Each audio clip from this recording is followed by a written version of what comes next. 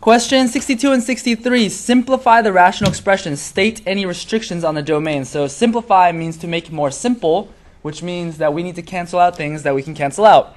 But you don't know what to cancel out until you do what to the numerator and the denominator?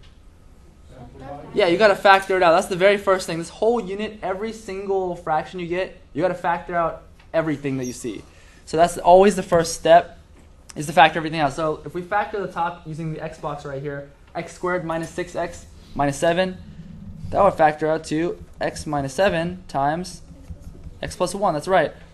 Over x minus 7.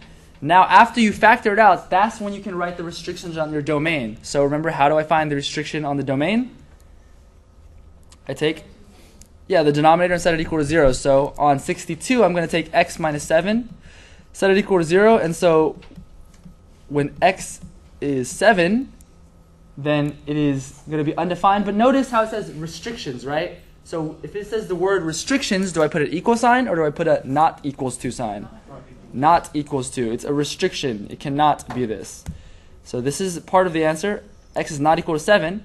And then how will I simplify? Take a look at your fraction. Do you see any terms that match up on the top and the bottom? X minus 7. If you can't see it, then put parentheses around this x minus 7. Now look, I see x minus 7 in top and bottom, so I cancel that out. And so what's left? So that is the simplified version of this function, x plus 1.